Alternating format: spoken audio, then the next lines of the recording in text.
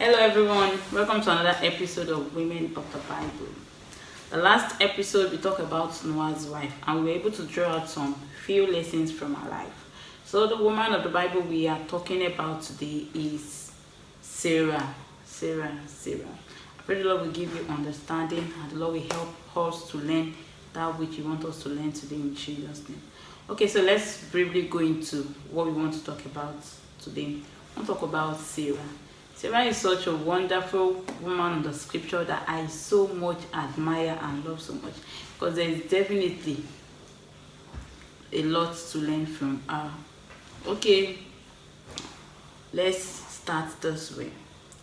Abraham was to leave his father's land, that is, leave his native land, leave the people he's familiar with, leave everything he has behind, and move to a strange land, a land that he himself did not know about it.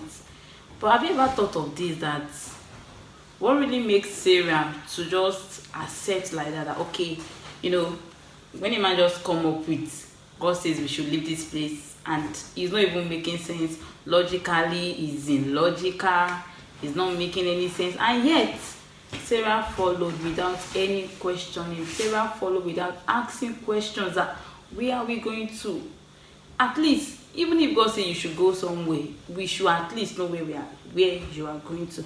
But Abraham had no idea of where he was going to, and Sarah followed without excuse or without any form of questioning or whatsoever. I want you to understand that what makes it easy for Sarah to be able to follow Abraham without questioning was the fact that that will not be the first time God will be speaking to Abraham.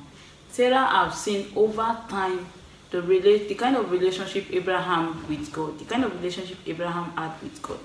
That I'm very sure that will not be the first instruction that does not make sense that God will give to Abraham. But I think the scripture started from that particular place. So he has seen God over time, and Sarah understood that the kind of man he married is a man that loves God, a man that obeys God, a man that submits to an higher authority. And the kind of person your man submits to will determine how far you will go in life, because Abraham submits to God. So it was very easy for Sarah to follow, because he knows that the kind of person Abraham submits to, it's not someone that will fail them. He's a covenant keeping God, that even despite generation upon generation, the covenant of God stands sure, and God was able to fulfill all his covenant and all his promises he made to Abraham. So it was so easy for Sarah to follow, because she understands that the God her husband is serving is a covenant keeping God. And that brings us to one of the lessons we can learn from her as a woman. It is very important for us to understand that the kind of man we submit to will determine where we are going to. Because if we submit to someone who is not submitted to God, we are definitely going to go astray. But if we submit to someone who is totally submitted to God, we can be sure that even if it does not make sense now, even if it doesn't sound logical now, we can be sure of the end. Because the scripture says that the plan of God for our life is of good and not of evil, to give us an expected end. So even though we are not sure of the present situation, we are not sure of the present circumstances, one thing we are sure of is a good and better end, an expected end, a great end which God has promised to every of his children. That's a very good lesson from the life of Sarah. Another interesting lesson we can learn from Sarah is a heart of submissiveness. I've been asking myself several times that, how can I really submit the way Sarah submitted to her husband? Because it is really worthy of noting how Sarah submitted herself to her husband, even in the face of death. This woman still remains submissive. And I don't want to dive into another lesson. Let me just finish the one I'm saying so that I will not keep going back and forth. Okay, Sarah submitted even in the face of death. Imagine, Abraham was supposed to be the covering for Sarah, and it's still not the same Abraham that was not telling him that, okay, as we are entering Egypt, you are such a beautiful woman, and once the Egyptian sees you, they might kill me and take you. So what you are going to do is that you are going to tell them that you're not my wife, you are my sister. That means if they want to take her away, Abraham is willing to release her just for him to be save, for him to be secure. See an act of selfishness.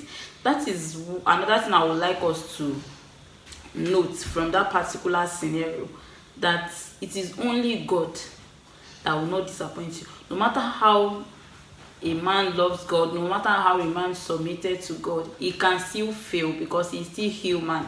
He still has flesh, he still has blood. So it is only God who cannot fail. It is only God who cannot fail you nor disappoint you. If God can give himself to you, then you should know that it is something huge. Because even Sarah, as much as he loves his wife, in the face of death, he tried to, remove his own head and be safe. Sarah admitted that she was Abraham's sister. After all, she was actually his sister. Have you ever thought of this? Can you actually do that? That okay, so that they will not kill my husband? What about me? Does it mean I will be taken away from my family and captured and being married to an Egyptian when my husband is there and could do nothing about it? But she obeyed without asking questions. She obeyed without any form of grudges, and see how God fought for her.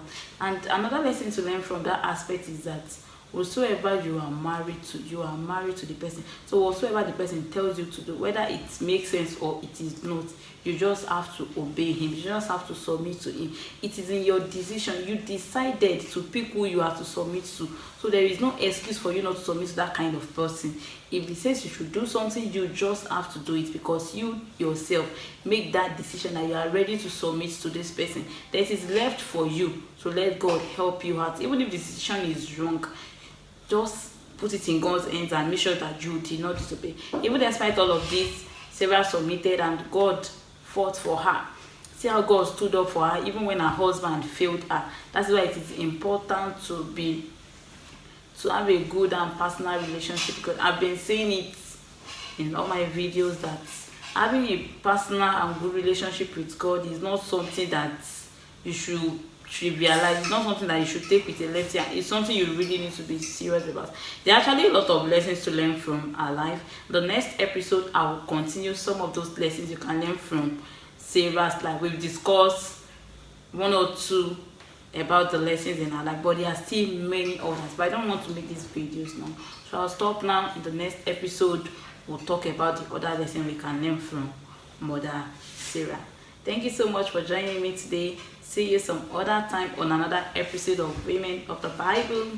Thank you. I remain among Miss Sharon.